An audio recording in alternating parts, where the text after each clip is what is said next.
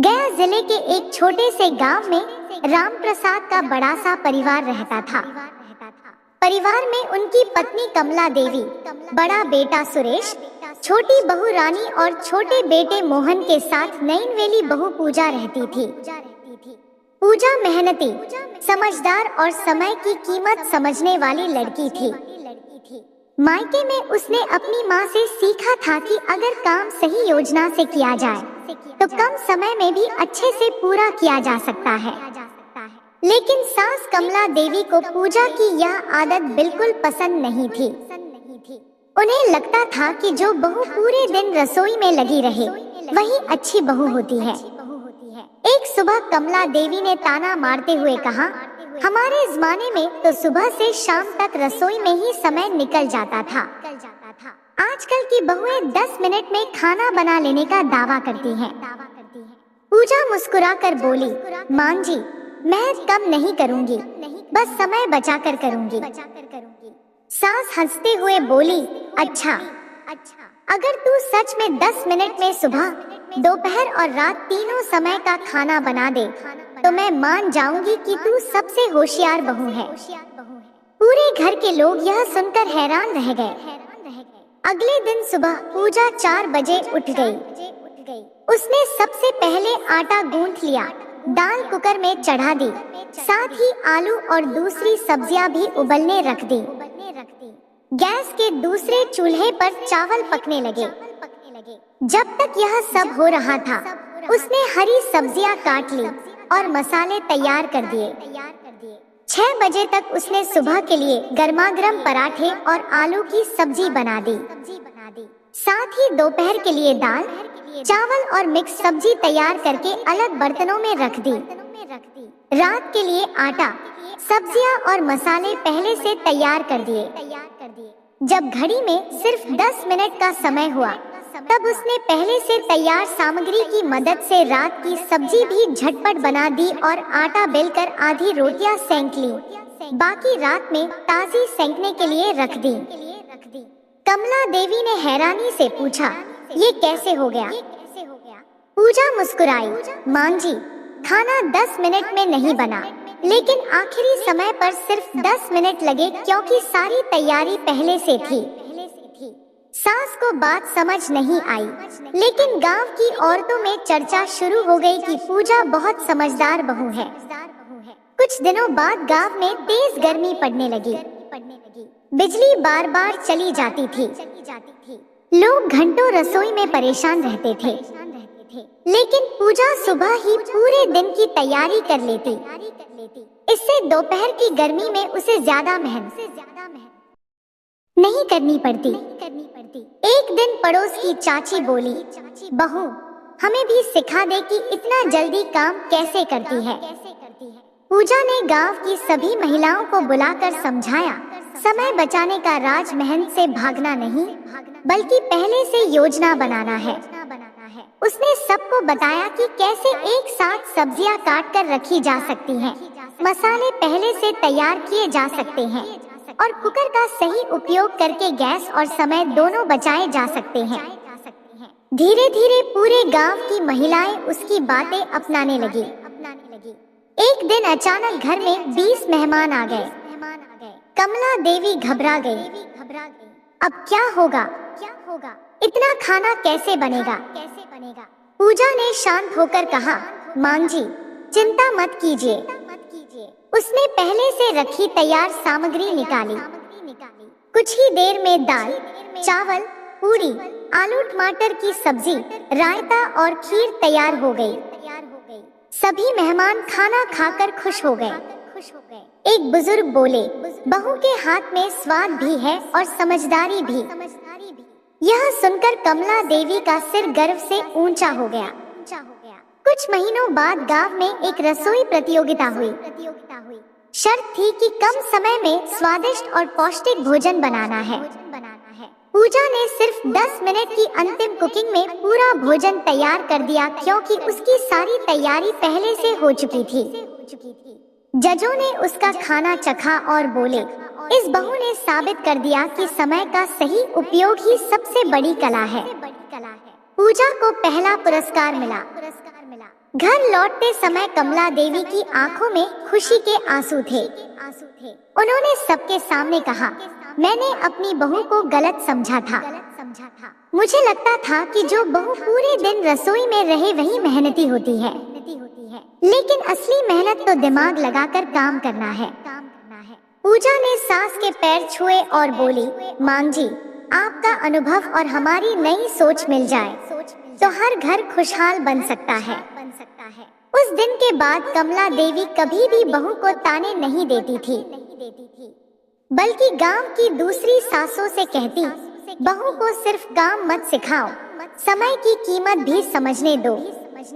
धीरे धीरे पूजा की पहचान पूरे इलाके में 10 मिनट में तीनों टाइम के खाने की तैयारी करने वाली बहू के नाम से होने लगी।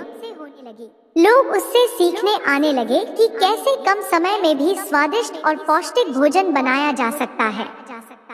पूजा हमेशा एक ही बात कहती, रसोई में चमत्कार नहीं होता, चमत्कार होता है सही योजना, मेहनत और समय के सम्मान का। पूजा की समझदारी और समय बचाने की कला की चर्चा अब सिर्फ उसके गांव तक सीमित नहीं रही। आसपास के कई गांवों में भी लोग उसके बारे में बातें करने लगे। कोई कहता, वह बहू जादू से खाना बनाती है, तो कोई कहता, उसके हाथ में ऐसी कला है कि 10 मिनट में पूरा घर संभाल लेती है। एक दिन पड़ोस के गांव की सरपंच शांति देवी पूजा के घर पहुंची। उनके साथ कई महिलाएं भी थी। कमला देवी ने उनका स्वागत किया। शांति देवी बोली, बहू, हमने तुम्हारे बारे में बहुत सुना है। अगले हफ्ते हमारे गांव में सावन का बड़ा भंडारा है। करीब 200 लोगों के लिए खाना बनाना है। क्या तुम हमारी मदद करोगी? पूजा मुस्कुराकर बोली, जरूर करूंगी, लेकिन एक शर्त है। क्या शर्त? सबने एक साथ पूछा। सारा काम मैं अकेली नहीं करूंगी, मैं सबको काम बांटूंगी। अगर सब मिलकर काम करेंगे तो खाना जल्दी भी बनेगा और स्वाद भी अच्छा रहेगा। सबने खुशी खुशी हामी भर दी। अगले हफ्ते सुबह 4 बजे ही पूजा भंडारे वाली जगह पहुंच गई। उसने सबसे पहले सभी महिलाओं को अलग अलग जिम्मेदारियां दे दी। किसी को सब्जियां धोने का काम मिला, किसी को काटने का, किसी को मसाले तैयार करने का और किसी को आटा गूंथने का। कुछ ही देर में पूरा मैदान काम में जुट गया। एक बुजुर्ग महिला बोली, हम तो सोच रहे थे कि बहू खुद सब करेगी, लेकिन इसने तो हम सबको भी काम में लगा दिया। पूजा हंसते हुए बोली, काम बांटने से काम छोटा हो जाता है और थकान भी कम लगती है। 2 घंटे के भीतर सारा भोजन तैयार हो गया। दाल, चावल, पूरी, आलू टमाटर की सब्जी, कढ़ी, रायता और मीठे में सूजी का हलवा। जब भंडारा शुरू हुआ तो हर कोई खाने की तारीफ करने लगा। एक बुजुर्ग किसान बोले, इतने लोगों का खाना इतना स्वादिष्ट पहले कभी नहीं खाया। शांति देवी ने सबके सामने पूजा को सम्मानित किया और कहा, यह बहू हमें सिर्फ खाना बनाना नहीं, बल्कि मिलजुल कर काम करना भी सिखा रही है। यह खबर सोशल मीडिया तक पहुंच गई। कुछ ही दिनों में जिले के एक स्थानीय समाचार चैनल की टीम पूजा के घर आ पहुंची। रिपोर्टर ने पूछा, क्या सच में आप 10 मिनट में तीनों समय का खाना बना देती हैं? पूजा मुस्कुराई और बोली, नहीं, मैं कोई जादू नहीं करती, मैं सिर्फ पहले से तैयारी करती हूँ। अंतिम समय में खाना जल्दी बन जाता है, इसलिए लोगों को लगता है कि सब 10 मिनट में बन गया। रिपोर्टर ने पूरा तरीका कैमरे में रिकॉर्ड किया। अगले दिन जब कार्यक्रम टीवी पर आया तो पूजा पूरे जिले में प्रसिद्ध हो गई। अब लोग दूर दूर से उससे मिलने आने लगे, लेकिन हर कोई उसकी सफलता से खुश नहीं था। गांव की ही एक महिला विमला पूजा से जलने लगी। वह बोली, इतनी भी क्या बड़ी बात है, मैं भी ऐसा कर सकती हूँ। उसने गांव में घोषणा कर दी कि अगले रविवार वह भी 10 मिनट में तीनों समय का खाना बनाकर दिखाएगी। रविवार को पूरा गांव इकट्ठा हो गया। विमला ने बिना किसी तैयारी के खाना बनाना शुरू किया। कभी नमक भूल गई, कभी सब्जी जल गई, कभी दाल कच्ची रह गई। 10 मिनट बाद न खाना तैयार हुआ और न स्वाद। लोग धीरे धीरे वहाँ से जाने लगे। विमला को अपनी गलती समझ आ गई। वह सीधे पूजा के पास पहुंची और बोली, बहन, मैंने तुम्हारी बराबरी करने की कोशिश की, लेकिन समझ गई कि तुम्हारी सफलता के पीछे मेहनत और योजना है। मुझे भी सिखा दो। पूजा ने बिना किसी नाराजगी के उसका हाथ पकड़ लिया।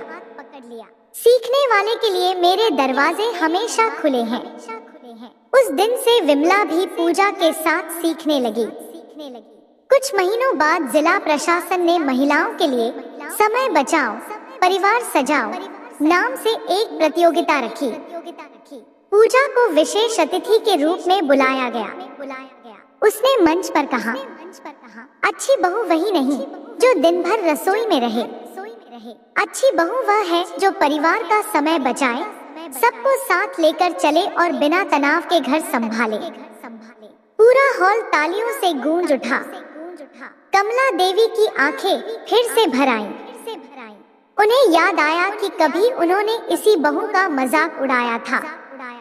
कार्यक्रम खत्म होने के बाद उन्होंने सबके सामने पूजा को गले लगाया और कहा, आज मुझे तुम पर बेटी से भी ज्यादा गर्व है। तुमने हमारे परिवार का ही नहीं, पूरे गांव का नाम रोशन कर दिया। उसी समय जिला अधिकारी ने घोषणा की, अगले महीने पूरे बिहार की महिलाओं के लिए एक बड़ा राज्य स्तरीय रसोई और प्रबंधन प्रतियोगिता आयोजित की जाएगी। हमारे जिले की ओर से पूजा इसमें भाग लेंगी। यह सुनते ही पूरा गांव खुशी से झूम उठा। लेकिन किसी को नहीं पता था कि राज्य स्तरीय प्रतियोगिता में पूजा के सामने ऐसे ऐसे बड़े शेफ और अनुभवी प्रतियोगी आने वाले थे जो उसे हराने की पूरी कोशिश करेंगे। राज्य स्तरीय प्रतियोगिता का दिन आखिर आ ही गया। पूरे बिहार के अलग अलग जिलों से चुनकर आई 50 से अधिक महिलाएं और कई अनुभवी रसोइये एक विशाल मैदान में इकट्ठा हुए। मंच रंग बिरंगी सजावट से चमक रहा था। हजारों दर्शक प्रतियोगिता देखने आए थे। गांव से पूजा को विदा करने पूरा गांव बस स्टैंड तक आया।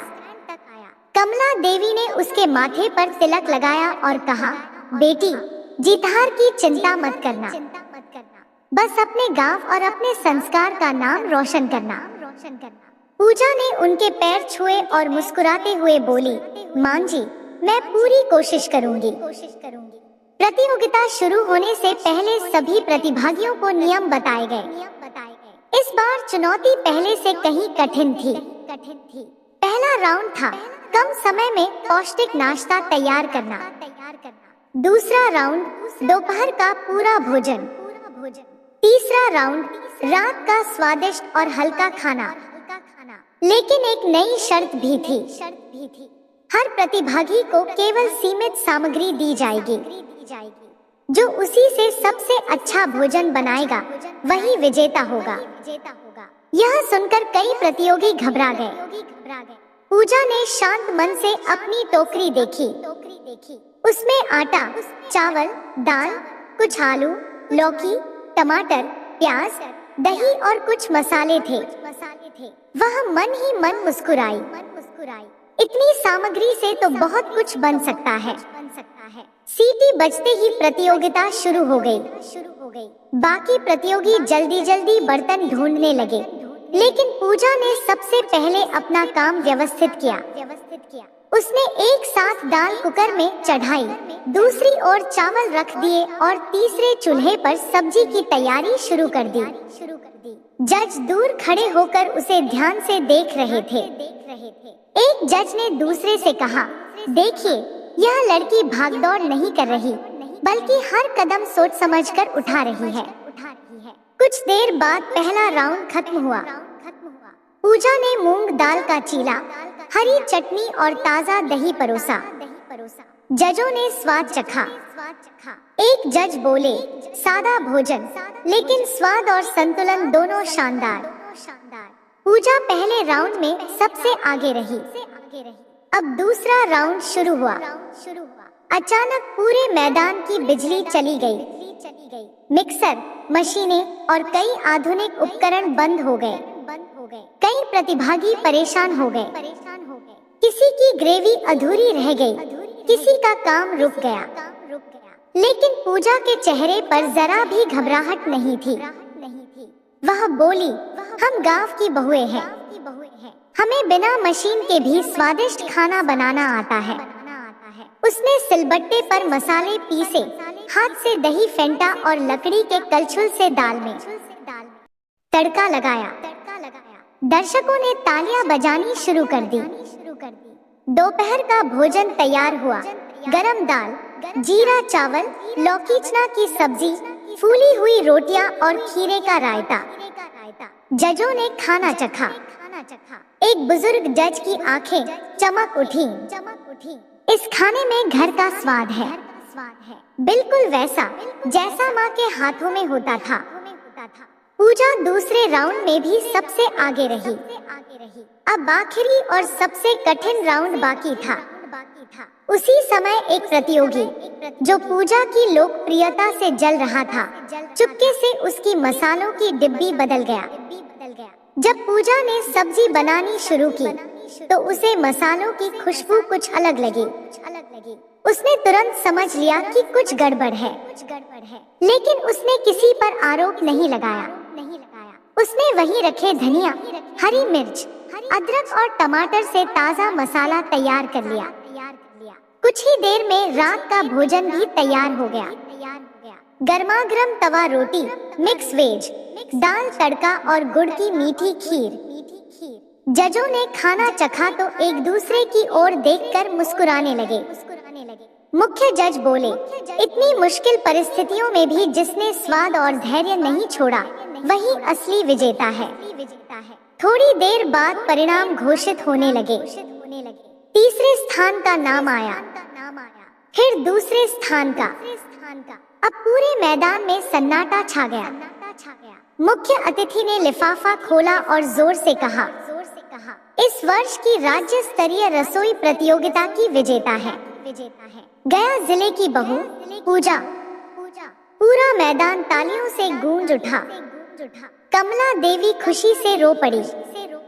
सुरेश, मोहन और पूरा परिवार मंच की ओर दौड़ पड़ा। पूजा को ट्रॉफी, सम्मान पत्र और 1 लाख रुपए का पुरस्कार दिया गया। लेकिन मंच पर खड़े होकर पूजा ने जो कहा, उसने सभी का दिल जीत लिया। यह पुरस्कार सिर्फ मेरा नहीं है, यह उन सभी महिलाओं का है जो हर दिन बिना किसी छुट्टी के अपने परिवार के लिए खाना बनाती हैं।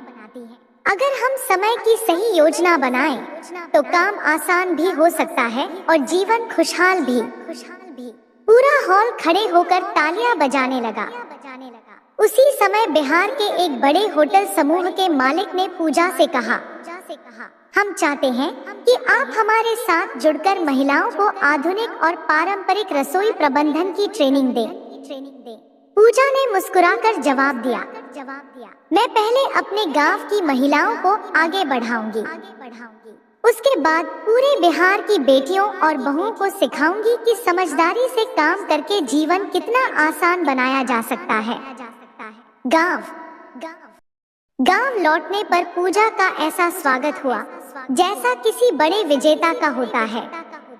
ढोलन गाड़े बजे, फूल बरसाए गए और पूरे गांव ने अपनी इस होनहार बहू का सम्मान किया। लेकिन पूजा की बढ़ती लोकप्रियता से कुछ लोग अब भी खुश नहीं थे। उनमें से एक ने मन ही मन ठान लिया, अगर पूजा को हराना है तो उसकी सबसे बड़ी ताकत, उसकी समझदारी को ही निशाना बनाना होगा। पूजा की जीत के बाद पूरा गांव खुश था, लेकिन हर किसी के दिल में खुशी नहीं थी। गांव का एक लालची ठेकेदार रघुवीर और उसकी रिश्तेदार विमला मन ही मन जल रहे थे। उन्हें लगता था कि पूजा की वजह से पूरे इलाके में उनका सम्मान कम हो गया है। रघुवीर ने एक चाल चली। उसने अफवाह फैलानी शुरू कर दी कि पूजा के पास कोई जादुई मसाला है जिसकी वजह से उसका खाना इतना स्वादिष्ट बनता है। देखते ही देखते यह बात कई गांवों में फैल गई। एक दिन कुछ लोग पूजा के घर पहुंचे और बोले, बहू, हमें भी वह जादुई मसाला दिखाओ। पूजा मुस्कुराकर बोली, मेरे पास कोई जादुई मसाला नहीं है।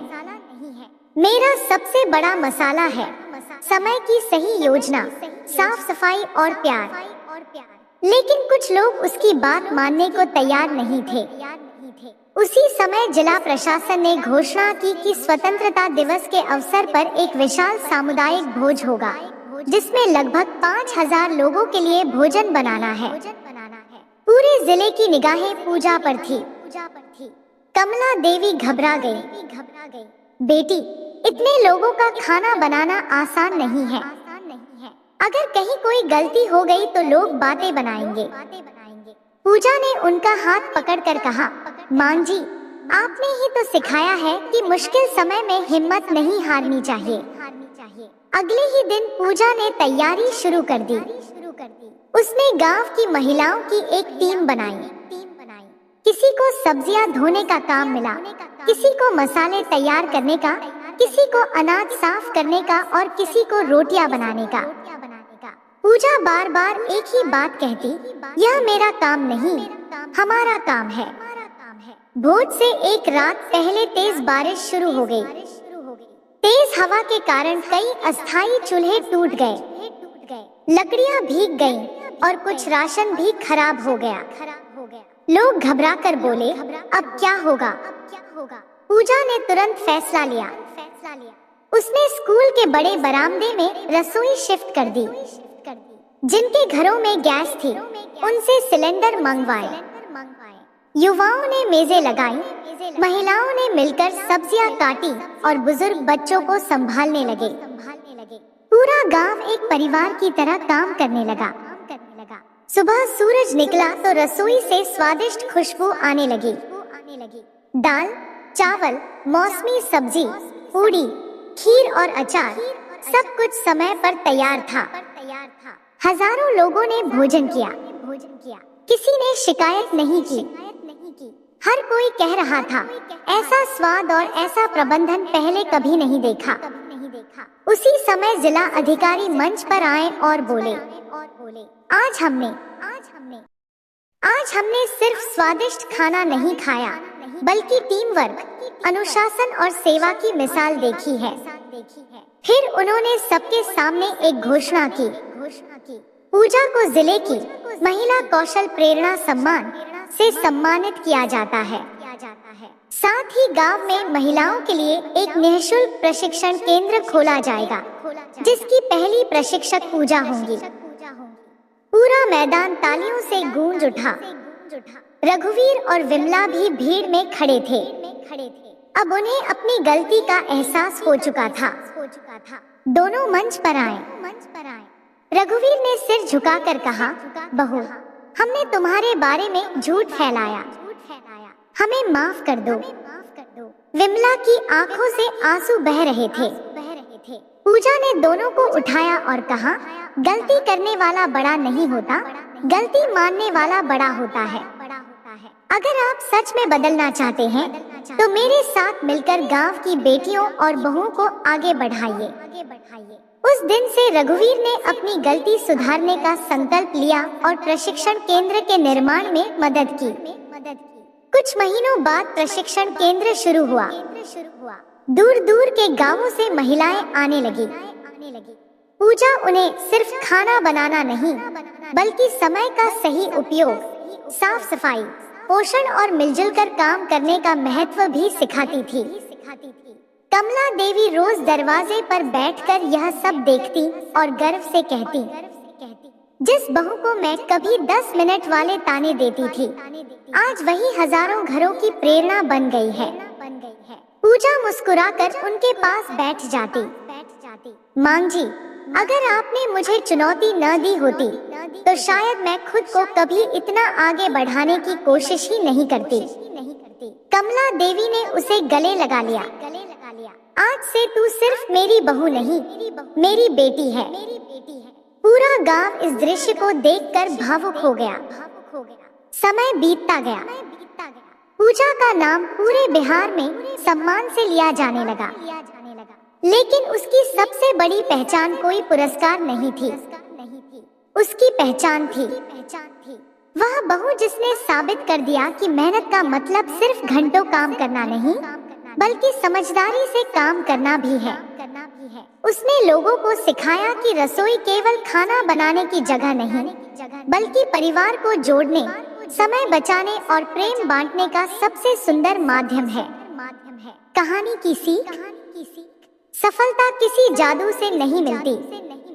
सही योजना, मेहनत, अनुशासन, सहयोग और विनम्रता से साधारण इंसान भी असाधारण बन सकता है। दोस्तों, हर रोज ऐसे ही इंटरेस्टिंग कहानी सुनने के लिए चैनल को like, share, comment and subscribe जरूर करें। Thanks for watching.